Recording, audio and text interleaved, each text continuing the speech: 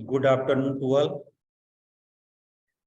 आज जिस पाठ का पुनरावृत्ति करने जा रहे हैं उस पाठ का शीर्षक है चिट्ठी के अक्षर।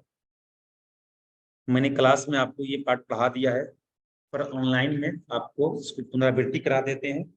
ठीक है, तो इस पाठ का शीर्षक है, आपकी ज्ञान सागर पुस्तक में पाठ 2 निकालिए जिसका शीर्षक है चिट्ठी के अक्षर, पाठ 2।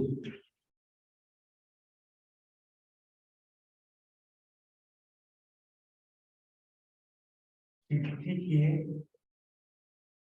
अक्षर, चिट्ठी के अक्षर। अब हम लोग विचार करेंगे इसके बारे में, इसका शीर्षक चिट्ठी के अक्षर क्यों लिखा गया।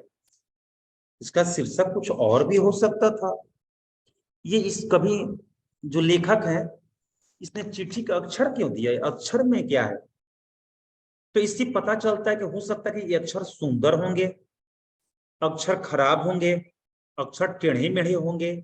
जरूर कोई एक अक्षर के साथ कोई बात ऐसी होगी जिससे इसका शीर्षक चिट्ठी के अक्षर, और भी चिट्ठी के अक्षर। तो इसी बात के ऊपर विचार करते हुए हम लोग आगे बढ़ते हैं। देखिए, इसमें है कि सुबह के 10 बज रहे थे। लेखक के पास एक चिट्ठी आई। सुबह के 10 बज रहे थे, लेखक के पास एक चिट्ठी आई। उस पर लिखा हुआ था, कृपा करके मेरे अखबार के लिए एक कविता भेज दीजिए। और नीचे संपादक का नाम महिपाल से लिखा हुआ था। लेखक के पास एक चिट्ठी आई। सुबह 10 बजे करीब में लेखक अपने घर के आगे कुर्सी पर बैठे थे। उसी समय डाकिया आया, एक चिट्ठी दिया। चिट्ठी खोले तो उस पर लिखा था, कृपा करके मेरे अखबार के लिए एक कविता भेज दीजिए, संपादक महिपाल सिंह। लेखक कह रहे हैं कि लेखक मन में आया कि उनके पास बराबर चिट्ठियां आती जाती थी, पर ये जो चिट्ठी आई खास थी। किस बात के लिए? उसमें जो भी शब्द लिखा गया था, सुंदर सुंदर शब्द लिखा हुआ था, सांचे में ढाला हुआ शब्द लिखा हुआ था। ऐसा लग रहा था कि उस किसी मशीन द्वारा छापा गया। इसीलिए लेखक बिना सोचे समझे ये पत्र के जवाब में जो मांगा गया था कविता लिखकर भेज दिए। धीरे धीरे चिट्ठियां उनके पास से और आने लगी। कभी कविता मांगते, कभी कहानी मांगते। ये जो कुछ मांगते लेखक लिखकर भेज दिया करते थे। पत्र आने दाने से दोनों के मन में प्रेम पैदा हो गया। एक दूसरे की से मिलने की इच्छा होने लगी। दोनों मिलना जुलना चाहते थे।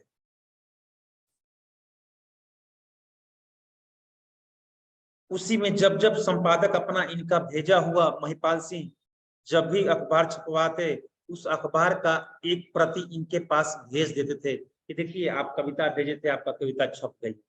लेखक देखे कि बड़ा सुंदर ढंग से इसकी छपाई हुई है। मैंने तो बहुत सारे अखबार देखे, लेकिन इतना सुंदर ढंग से छपे हुए अखबार नहीं। इसमें शुरू से लेकर अंत तक गांव की बातें छपी रहती थी, बहुत सारे पढ़ने लिखने की बातें भी छपी रहती थी, लेकिन सब सीक्वेंस में अच्छी ढंग से छपी रहती थी। यानी ये पेपर छापने वाले व्यक्ति का नाम जो महिपाल जी थे, उनसे ये लेखक बहुत प्रभावित। इस तरह पत्र आने जाने लगे। वो भी पत्र भेज दिया करते थे, पेपर भेज दिया करते थे। एक बार उन्होंने, महिपाल सिंह ने पत्र में लिखा कि यदि आपको मेरे घर की तरफ कभी आना हो तो आप मेरे घर ठहरने की कृपा करेंगे। लेखक ने भी एक पत्र के जवाब में लिख दिए कि यदि मुझे उधर कभी आना हो, आपके तरफ आना हो, तो मैं आपका दर्शन जरूर करूंगा। संजोग की बात है, एक बार शादी में शामिल होने लेखक लेखक को महिपाल सिंह के घर की तरफ ही जाना था।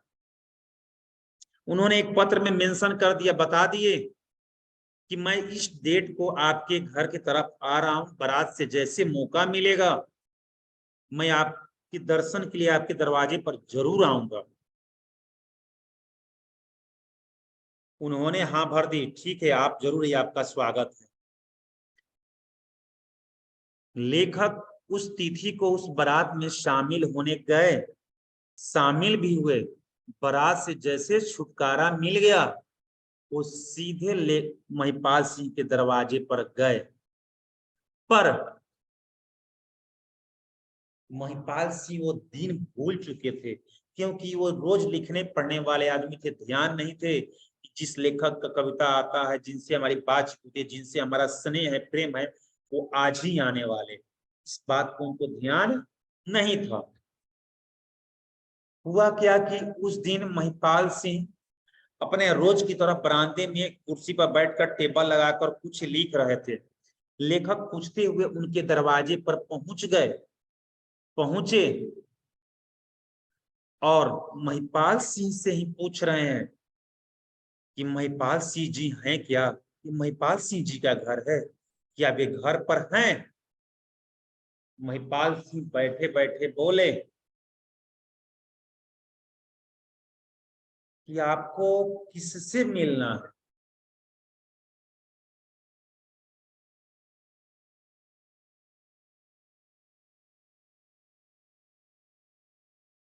आप महिपाल सिंह बोले आपको किससे मिलना है?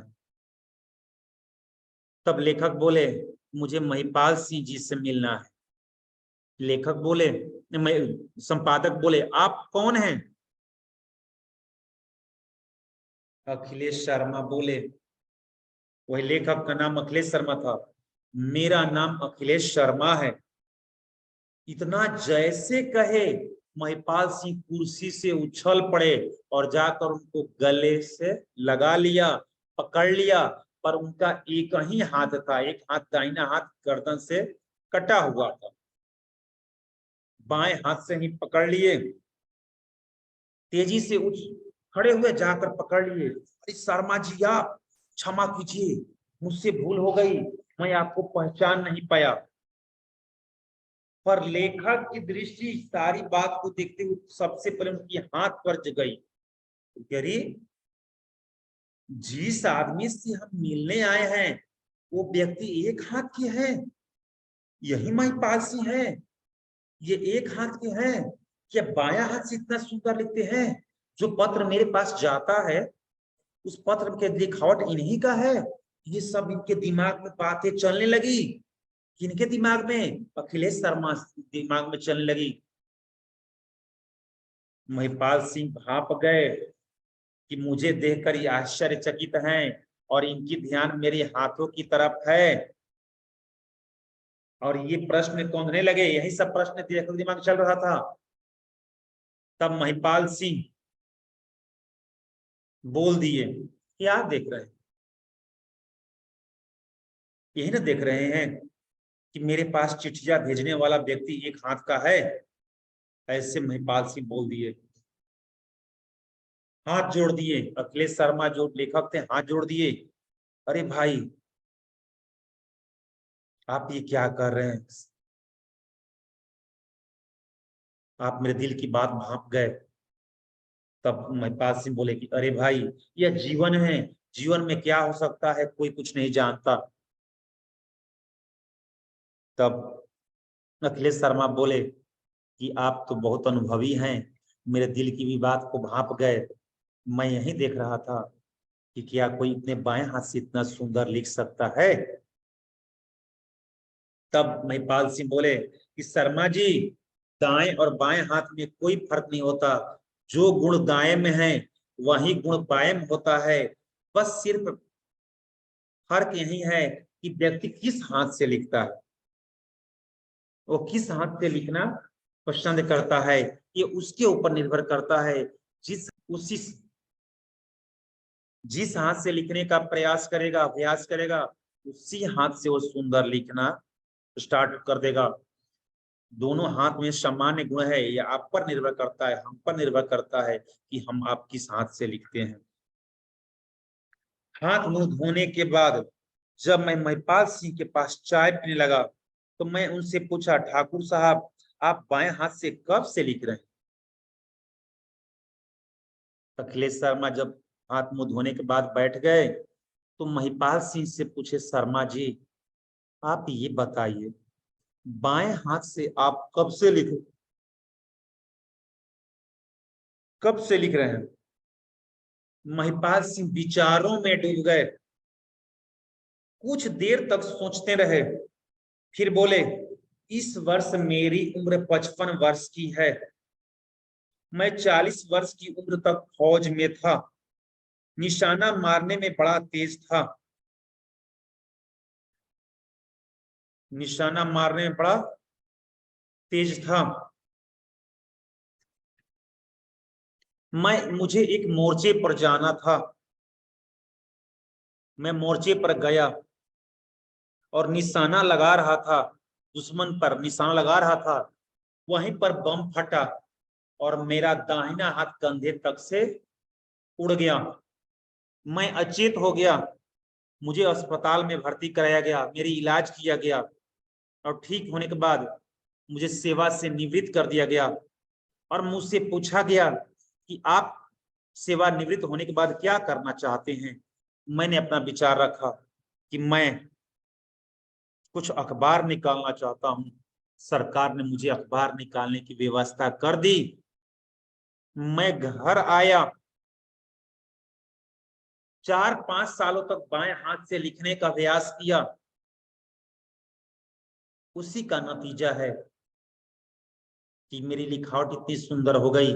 इतना कहने के बाद महिपाल सिंह गए अपने अलमीरा से इतने लिखा हुआ पेज निकाल कर लाकर सामने अखिलेश शर्मा के सामने रख दिए। उसमें देखने लगे, पहले टेढ़े मेढ़े अक्षर, दूर दूर अक्षर, बिखरे अक्षर, फिर कुछ सुधरे अक्षर, फिर ऐसे करते करते लास्ट में सुंदर अक्षर। यानी 5 साल में उनकी लिखावट सुंदर हो गई। 5 साल बाद निकालना स्टार्ट किए पेपर, यानी वो 10 साल से एक बार निकाल रहे थे। 40 में सेवानिवृत्त हुए, 45 वर्ष तक अभ्यास किए, 45 से 55 वर्ष की उम्र अभी था उनका, 10 वर्ष से अखबार निकाल रहे थे। उसके बाद इसी पर कहा गया है, अखिलेश शर्मा बोले कि ठीक ही कहा गया है कि करते करते अभ्यास ते जड़मती होते सुजान, रसरी आवत जात ते सिल पर परत निशान। बोले ठाकुर साहब मैं ये दोहा पढ़ा था, मैं जानता हूं, पर आज प्रत्यक्ष मैं अपनी आंखों से देख रहा हूं कि ये चरितार्थ हो गया कि अभ्यास करने से कोई भी चीज प्राप्त कर सकते हैं। जैसे है ना, करत करत अभ्यास थे, इसका ही है कि जड़मती हो तो अभ्यास करने से कोई भी चीज प्राप्त कर सकते हैं, याद कर सकते हैं। इसलिए हमें अभ्यास से दूर नहीं भागना चाहिए। किसी चीज को पाने के लिए परिश्रम करना चाहिए, अभ्यास करना चाहिए। उसके माध्यम से हम उस मुकाम तक पहुंच सकते हैं। अभ्यास करके हम आगे बढ़ सकते हैं। इसके बाद उन्होंने ठाकुर साहब से विदा लिए और अखिलेश शर्मा अपने घर को चल दिए।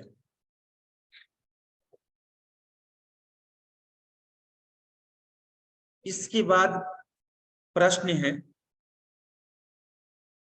पाठ में से महिपाल सिंह द्वारा छापे गए साप्ताहिक समाचार पत्र में क्या क्या छपता था? हम जिस बच्चे को अनम्यूट करेंगे वे बच्चा इस प्रश्न का उत्तर बताएगा, ठीक है? या हम सबको परमिशन देते हैं, सब लोग अब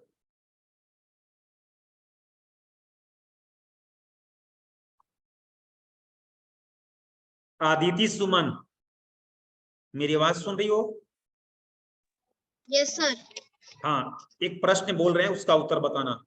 महिपाल सिंह द्वारा छापे गए साप्ताहिक समाचार पत्र में क्या क्या छपता था?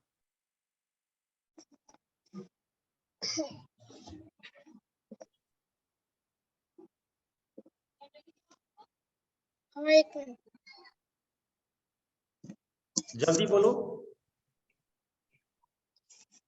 महिलाओं द्वारा छापे गए साप्ताहिक में अखबार में पत्र में शुरू से लेकर गांव की छपती थी। इस कविताएं और किसानों के लिए जानकारी भी छपती थी। बहुत अच्छा। चलो नेक्स्ट बच्चे अर्पित, आपके लिए सेकंड प्रश्न। अर्पित कुमार, यस सर। महिपाल सिंह ने लेखक को अपने घर आने का निमंत्रण क्यों दिया? महिपाल सिंह ने लेखक को अपने घर आने का निमंत्रण इसलिए दिया क्योंकि वे दोनों के बीच में प्रेम की भावना हो गई थी। बहुत अच्छा। चलिए तीसरा प्रश्न उत्कर्ष कुमार। Yes sir. महिपाल सिंह से मिलने के बाद लेखक के मस्तिष्क में कौन से प्रश्न कौंधने लगे? महिपाल सिंह से मिलने के बाद लेखक आश्चर्यचकित रह गया। वह सोचने लगा क्या वह लिखावट इसी व्यक्ति, क्या बाएं हाथ से भी इतने सुंदर अक्षर लिखते हैं? बहुत अच्छा। नेक्स्ट प्रश्न धीरज कुमार। महिपाल सिंह ने बाएं हाथ से लिखने का अभ्यास किस प्रकार किया? महिपाल सिंह ने बाएं हाथ से लिखने का अभ्यास इस प्रकार किया कि अपना दाहिना हाथ दबाने के बाद हार नहीं माने। वे अखबार निकालना चाहते थे, इसलिए 4-5 साल तक निरंतर बाएं हाथ से लिखने का प्रयास करते रहे ताकि लिखावट सुंदर बन जाए। चलिए ठीक है, बहुत अच्छा।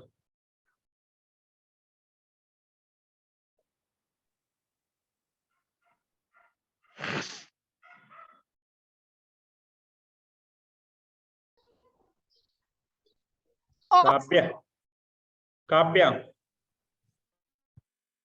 Yes sir. प्रश्न संख्या 5 का क। अखिलेश शर्मा जी को मिली चिट्ठी में उन्हें अखबार के लिए क्या लिखकर भेजने को कहा गया था? कविताएं। बहुत अच्छा, गुड। सिद्धि, चिट्ठी के नीचे किसके हस्ताक्षर थे? सर क्या बोले? चिट्ठी के नीचे किसके हस्ताक्षर थे? सर संपादक।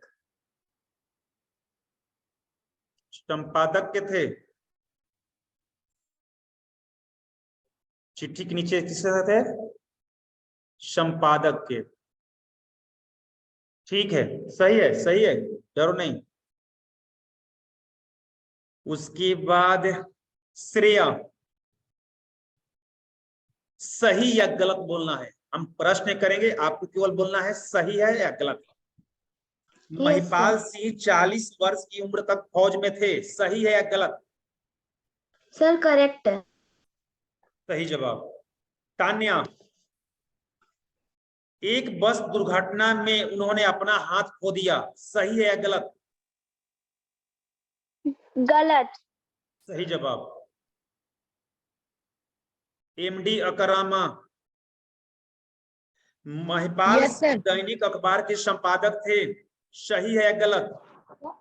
सर गलत। सही जवाब। इसके बाद में निर्मल, महिपाल सिंह की लिखावट बहुत सुंदर थी, सही या गलत?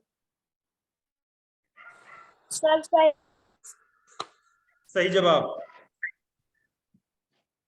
इसके बाद में प्रिया, महिपाल सिंह ने अपने कार्यालय में अखिलेश शर्मा को बुलाया, गलत। सही जवाब। गलत है। तो आप लोग सब लोग इसको सही गलत का टिक कर ली है बुक में? चलिए, यस सर। हाँ ठीक है, ठीक है। Yes sir. चलिए अगला प्रश्न है उत्कर्ष सिन्हा से।